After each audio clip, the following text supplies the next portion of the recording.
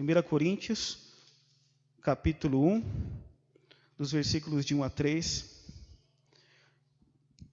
que diz assim: Paulo, chamado para ser apóstolo de Jesus Cristo pela vontade de Deus, e irmão Sóstenes, a igreja de Deus em Corinto, aos santificados em Cristo Jesus, chamados para serem santos, com todos os que invocam em todo lugar o nome do Senhor Jesus Cristo, Senhor deles e nosso.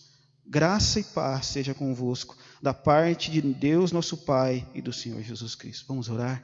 Pai, obrigado porque nós estamos com a Tua palavra aberta, a Tua palavra que é viva e eficaz, a Tua palavra que vai lá no fundo do nosso interior e capaz de sondar o nosso interior, o nosso coração.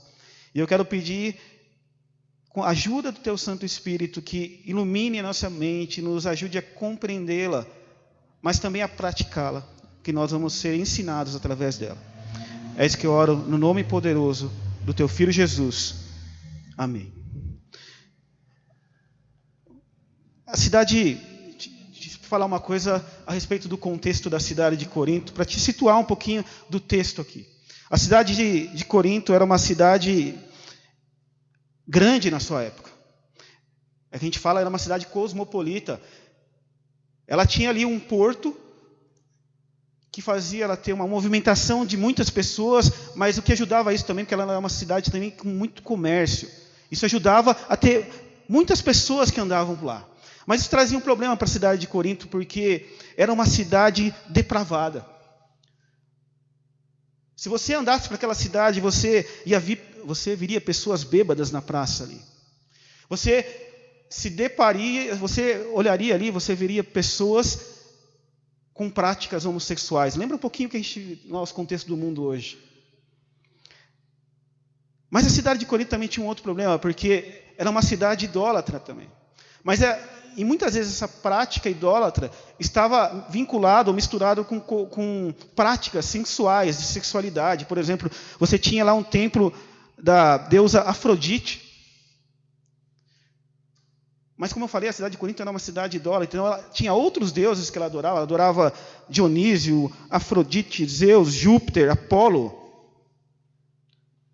Mas fora isso, fora essa ameaça interna, tudo isso estava ameaçando a igreja de Corinto. Estava ameaçando o poder da influência ali da igreja de Corinto na cidade.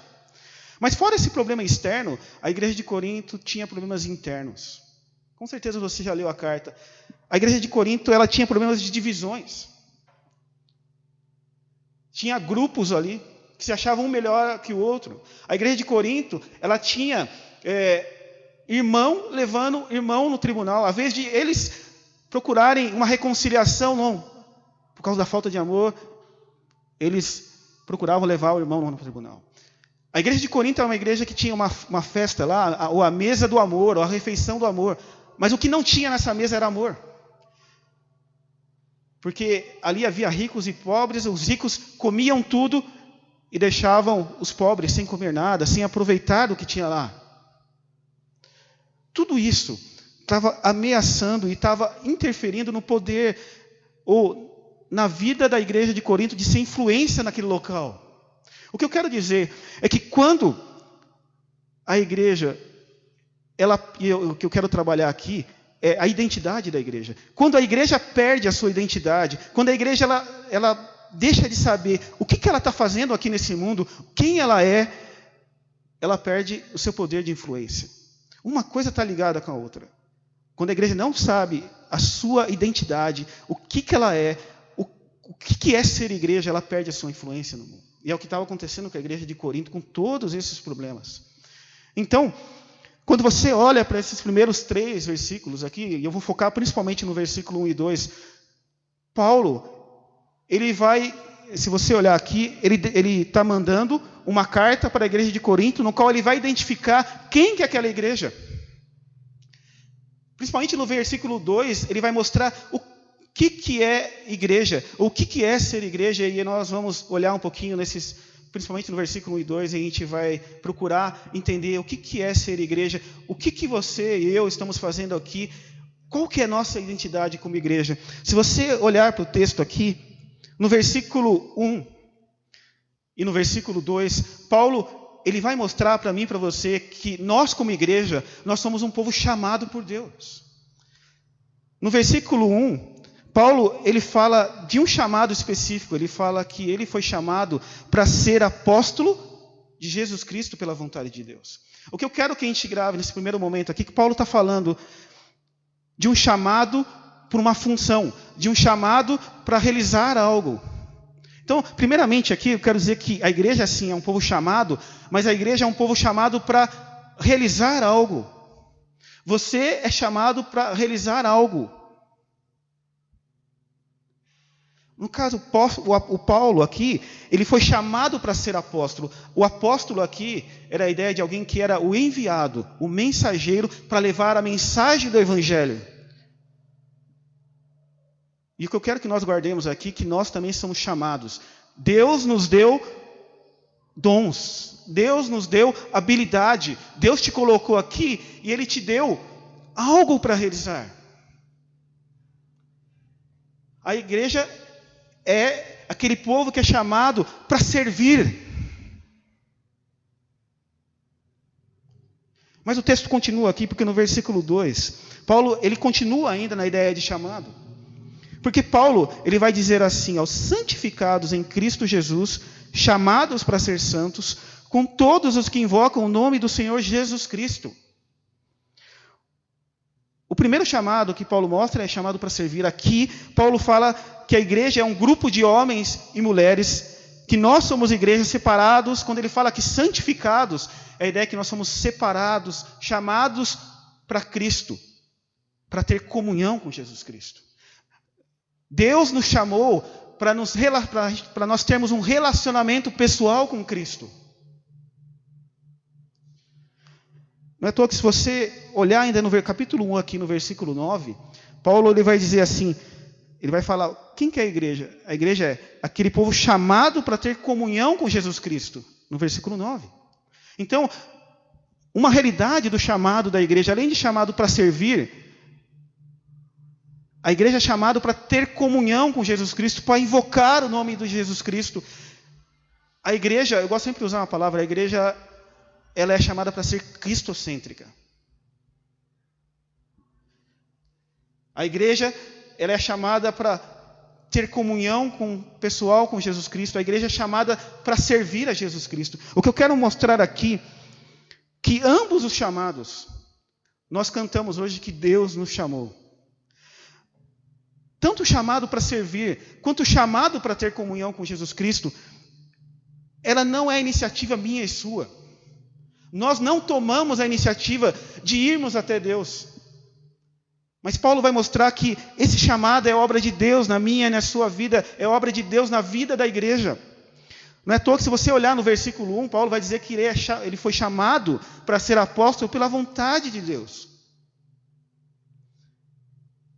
Mas no versículo 9, por exemplo, Paulo vai dizer que eu e você fomos chamados para ter comunhão com Jesus Cristo porque Deus nos chamou. O fato de eu e você termos relacionamento pessoal com Cristo, o fato de eu e você sermos igreja, não é porque nós tomamos iniciativa. É porque Deus em amor, Deus em graça, Deus em misericórdia, Ele foi até nós e nos chamou. Isso tem implicações. Porque o que eu quero dizer aqui é que a igreja, nesse primeiro momento aqui, a igreja, ser igreja é ter consciência que eu e você somos um povo chamado para ter relacionamento com Jesus e chamado para servir. Uma coisa está ligada com a outra. Não tem como separar isso. O chamado para se relacionar com Jesus é um chamado para servir Jesus. A pergunta que fica é, primeiro, como que eu posso ter relacionamento com Jesus? Como que eu posso desenvolver e aprofundar esse meu relacionamento com Jesus? Sabe como que a gente pode fazer isso? Na oração. A oração é aquele momento que eu falo com Deus. A oração é aquele momento que eu tiro a sós e é o momento que eu estou ali diante de Deus, diante de Cristo e abrindo o meu coração, desenvolvendo intimidade com Ele. Mas eu posso desenvolver intimidade e comunhão com Jesus na palavra.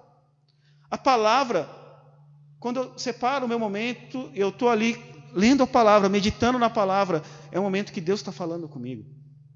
É o momento que Deus está falando ao meu coração, Deus está aplicando a palavra dele no meu coração. Mas eu posso ter comunhão com Jesus na medida que eu relaciono com outros irmãos.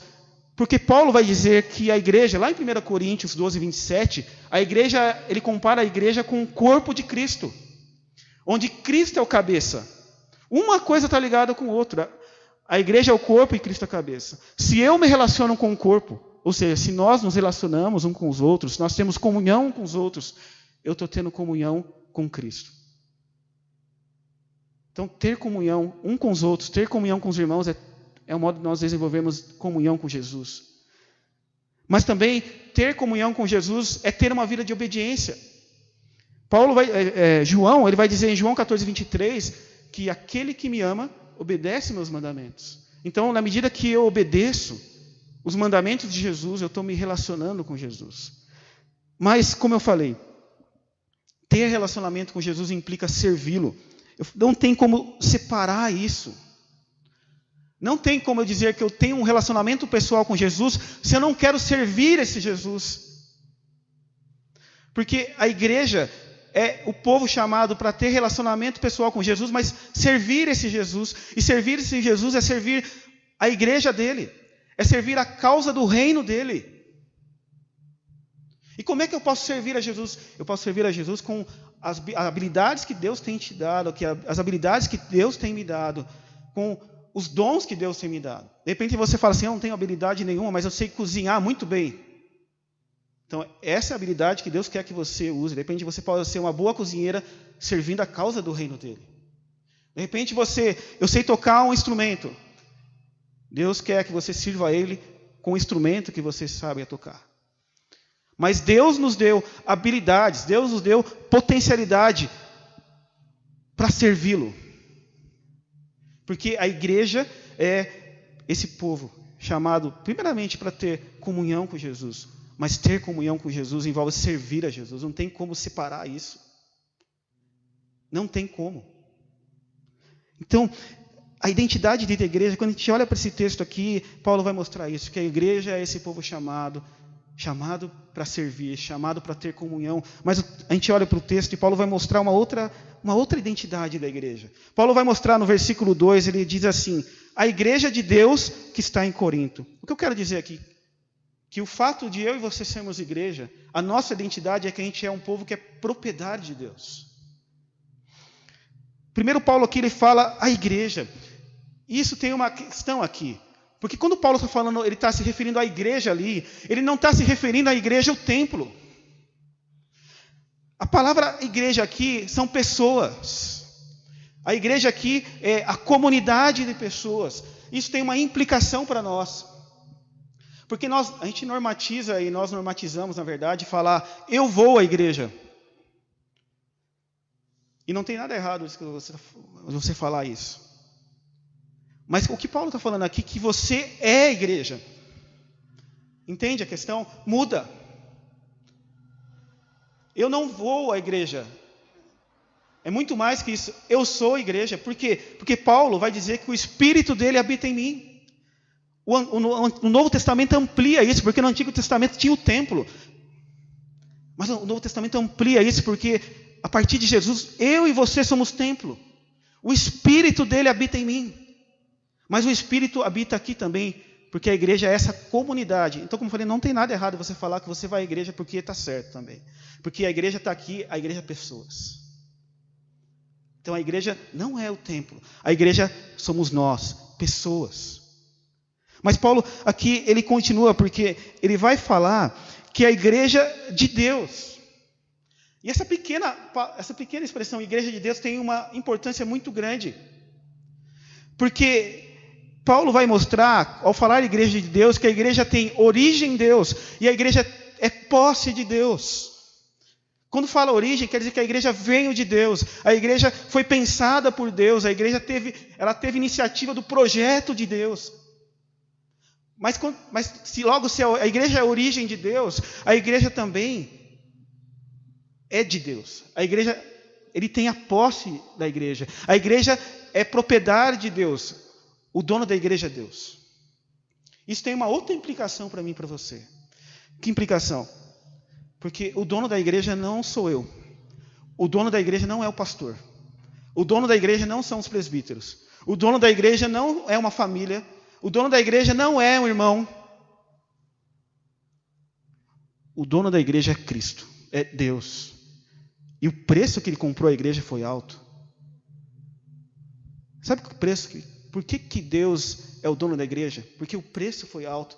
Lá em Atos, capítulo 20, no versículo 28, no final do versículo 28, quando Paulo fala para os pastores para terem cuidado ao lidarem com a igreja ali, ele vai falar que essa igreja foi paga com um preço muito alto. Ele vai falar a qual ele comprou com o seu próprio sangue.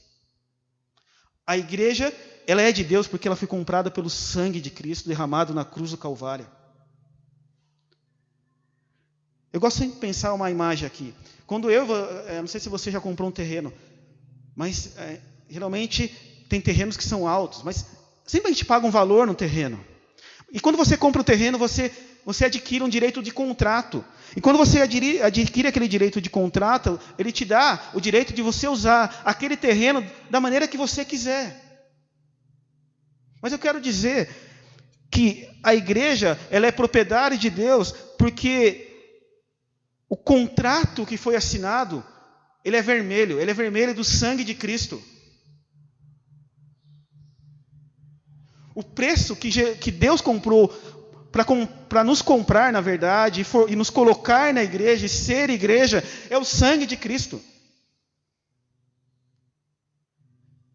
E por isso que nós somos propriedade de Deus. Mas isso tem uma implicação aqui, uma outra implicação, porque Paulo ele vai dizer a igreja de Deus que está em Corinto. A igreja ali tinha uma localidade.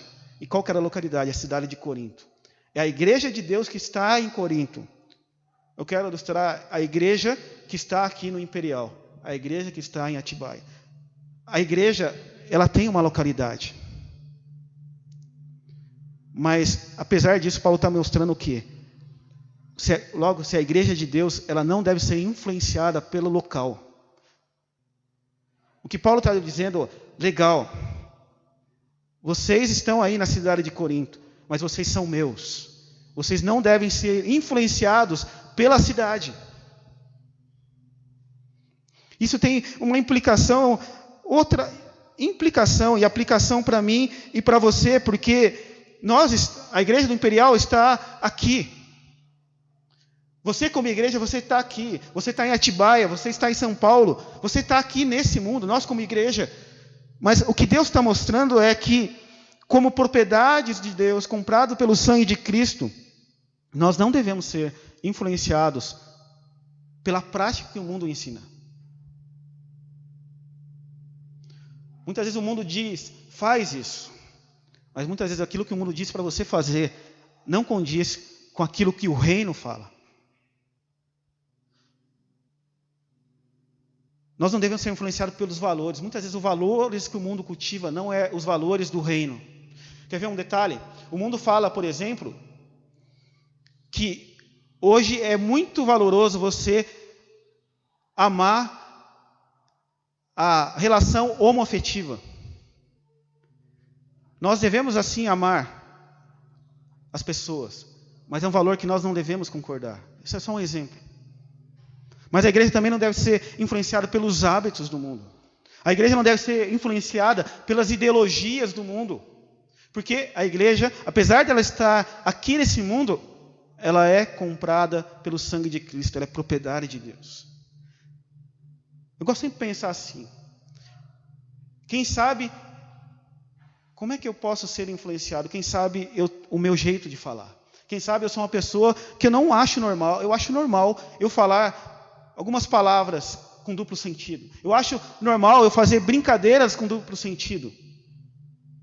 Mas muitas vezes Jesus fala que o coração fala do que aquilo que a boca está cheia.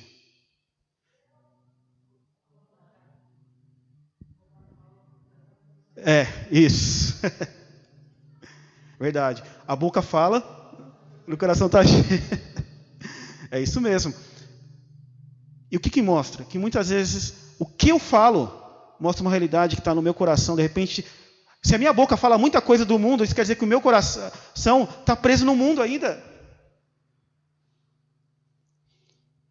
Mas a igreja, ela é propriedade de Deus. Ela foi comprada pelo sangue de Cristo.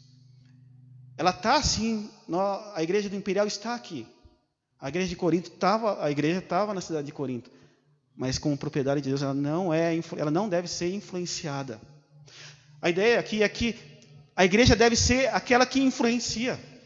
A ideia aqui é que aonde você estiver, você é a igreja, eu falei. Aonde você estiver, as pessoas têm que olhar para a sua vida e falar, cara, o jeito que você fala é diferente. O jeito que você age, o jeito que você trata as pessoas é diferente. E não ao contrário. As pessoas olharem para a sua vida e não ver diferença na sua vida. Ver alguém que é influenciável. Mas o que Deus nos chama, e o que é ser igreja? A igreja é ser esse povo que é propriedade de Deus, que está assim, pertence a uma localidade, mas não é influenciada para aquele local. Mas, por último, aqui o texto continua, porque Paulo ele mostrou para a gente que ser igreja é ser um povo que é chamado por Deus, chamado para ter comunhão com Jesus, chamado para se relacionar com Jesus. Ser igreja é ser propriedade de Deus, que pertence a Deus, está sim no local, mas não é influenciado por esse local. Mas Paulo vai dizer também que igreja é aquele grupo de pessoas que são santas. No versículo 2, Paulo vai dizer assim, aos santificados em Cristo Jesus, chamados para serem santos. Um termo que eu gosto muito aqui é o santificado. Santificado, ele significa que eu e você fomos consagrados. Que eu e você fomos dedicados. Que eu e você agora fomos separados por Cristo Jesus. Mas o termo aqui, santificado, ele na verdade é um conceito aqui. Santificados, na verdade, quer dizer aqueles que estão sendo santificados. Isso tem uma implicação na minha e na sua vida. Isso implica uma ação no seguinte modo. Uma ação que Jesus fez no passado na minha e na sua vida e que Ele continua fazendo até hoje. Que ação é essa? É que um dia Cristo nos santificou, Ele nos separou. Ele mudou a nossa natureza. Ele nos regenerou. Ele nos fez novas pessoas. Ele nos deu condições de crer no sacrifício dEle. Ele nos deu condições de nós sermos pessoas diferentes. De sermos homens e mulheres que são santos. Essa foi a obra que Jesus realizou. Mas a ação de Jesus aqui implica também um presente. Não foi só uma obra que Jesus fez no passado. É uma obra que continua fazendo. Então a ideia é assim, você é santo, mas está sendo santificado todo dia. Isso tem uma implicação, porque na semana passada nós estávamos conversando na aula com o pastor João Paulo, e tem aquele texto de Hebreus que fala, sem santidade ninguém verá a Deus. E eu não sei você, quando eu li aquele texto, há muitos anos atrás, eu olhava assim, puxa, às vezes eu vejo áreas da minha vida que precisam ser mais santas. Mas esse texto me pega porque ele fala que eu tenho que ser santo. Mas se eu não sou santo nessa área, e aí? Mas esse texto responde. Responde por quê? Porque você já é santo. Você já é santo porque Cristo já o santificou. Logo você verá a Deus. Mas isso não tira de nós uma responsabilidade, porque Paulo, ao identificar aqueles que são santificados, ele continua, chamados para ser santos. O fato de você ser santo em Cristo Jesus, Ele te dá essa nova natureza, ela implica que você agora vai buscar e vai ter esse desejo de querer ser santo, ou seja, o desejo de querer cada vez mais dedicado, consagrado, separado para Cristo. Porque a santidade, ela não é uma opção na minha e na sua vida. A santidade não é uma opção para a igreja. Não é à toa que Paulo, lá em 1 Tessalonicenses 4:3, vai dizer que a vontade de Deus é esta. E qual que é a vontade de Deus? A vossa santificação. Então, santificação para mim e para você não é uma opção. Ela é uma vontade de Deus para a nossa vida. Às vezes a gente quer saber a vontade de Deus. E uma das vontades de Deus aqui é que eu e você sejamos santos. E que nós sejamos santos em todo o nosso proceder. Não é à toa que lá em 1 Pedro, capítulo 1, versículos 15 e 16, Pedro ele vai dizer que, assim como o nosso Deus é santo, nós devemos ser santos em todo o nosso procedimento. Em todas as áreas da nossa vida, nós temos que buscar santidade.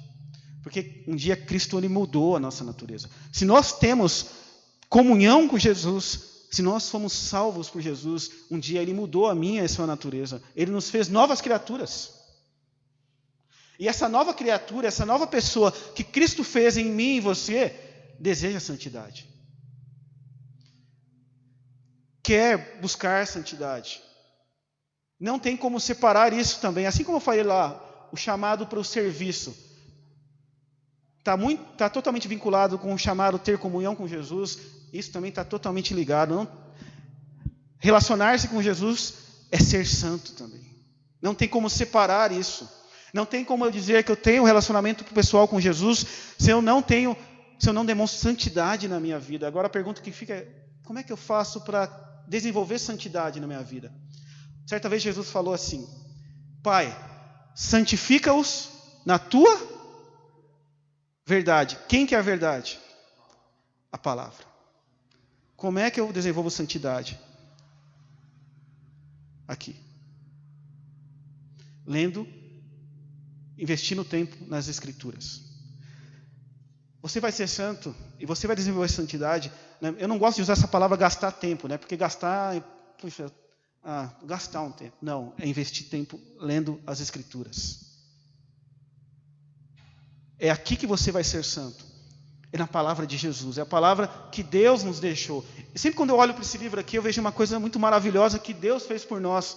Isso aqui é pura manifestação de amor. Deus tomou a iniciativa de se revelar para mim, para você, e deu a palavra dele. A palavra que vai nos tornar mais santo.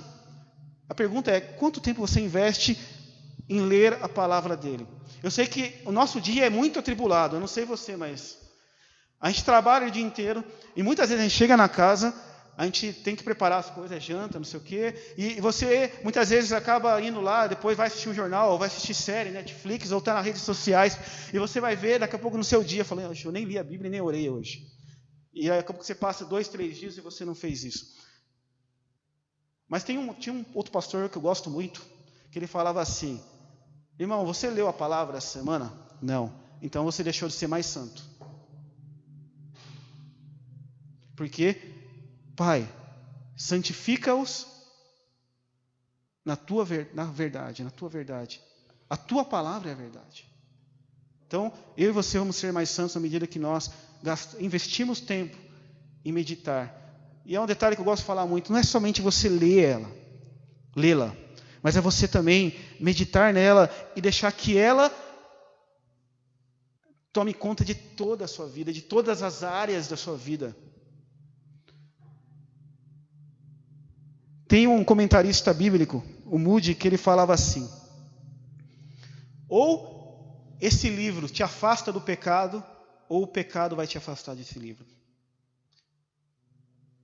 Ou esse livro te afasta do pecado, ou o pecado vai te afastar desse livro. Quem você tem investido? Esse é o instrumento que o Senhor nos deixou, que Cristo nos deixou, a palavra, que vai produzir santidade em nossa vida. Porque a santidade, como eu falei, ela não é uma opção. Por quê? Porque o pecado também, hoje para nós, ele não é... Eu gosto sempre de falar que o pecado para nós, ele não é um hábito mais. Sempre, quando eu vou, muitas vezes, conversar com pessoas, eu falo que o pecado para um cristão, para aquele que tem um relacionamento pessoal com Jesus, ele não é mais uma normalidade. O pecado não é mais um hábito, ou seja, viver naquilo. O pecado agora ele é um acidente. Nós somos sim pecadores, mas pecadores que se deparam com o pecado com um acidente, não uma prática na vida. Não é à toa que eu gosto muito de um texto, 1 João 2,9, que diz aqui: todo aquele que é nascido de Deus não pratica. Por quê? Porque a semente de Deus permanece em ele. Tem despertado e tem levantado. E ele não pode estar no pecado, ou seja, viver no pecado. Por quê? Porque é nascido de Deus, nasceu de novo.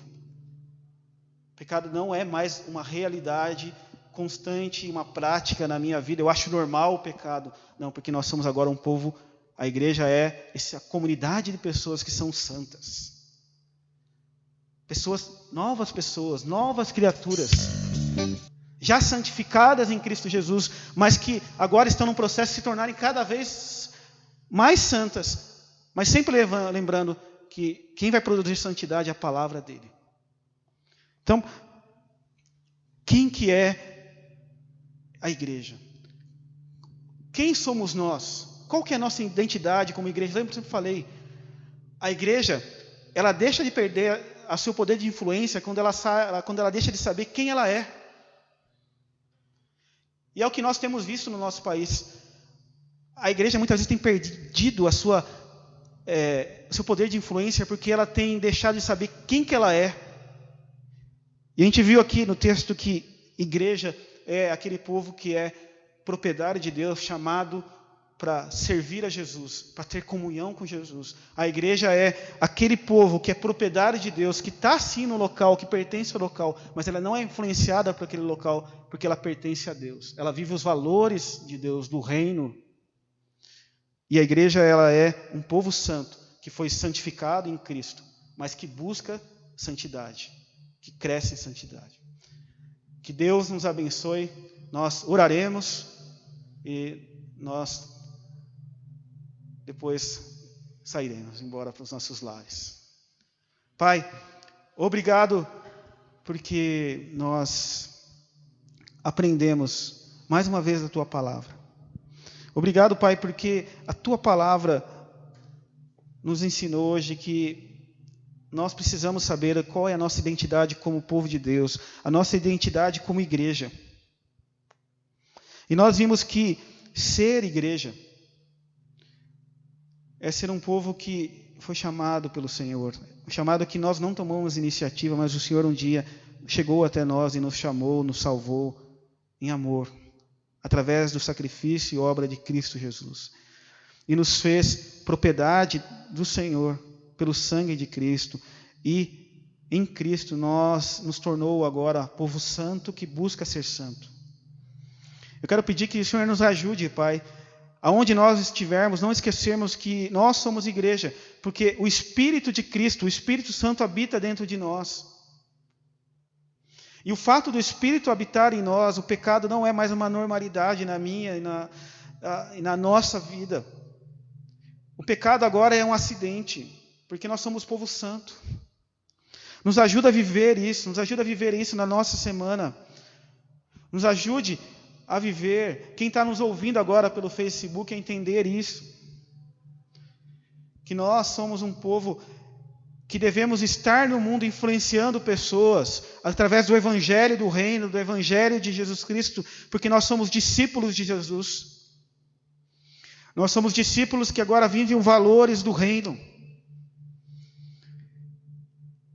E a nossa missão aqui nesse mundo, que Jesus nos deixou, é ir para o mundo e pregar o Evangelho, falar do Evangelho, é viver o Evangelho e falar do Evangelho. Nos ajude a ter sempre essa compreensão que a igreja é esse povo que está no mundo. Não é influenciado pelo mundo, mas está no mundo para fazer a diferença, falar do Evangelho, Pai. Abençoa a vida de cada um que está aqui. Abençoe a vida de cada um que está nos assistindo no Facebook e que irá nos assistir no YouTube, Pai, ao ouvir essa mensagem. Que nós possamos sempre ter em mente e não perder a nossa identidade, que quando nós perdemos a nossa identidade, nós nos perdemos como povo de Deus. Mais uma vez, obrigado, Pai, pela Tua palavra. Nos abençoe e nos dê uma ótima semana. É isso que eu oro, no nome poderoso do Teu Filho Jesus. Amém.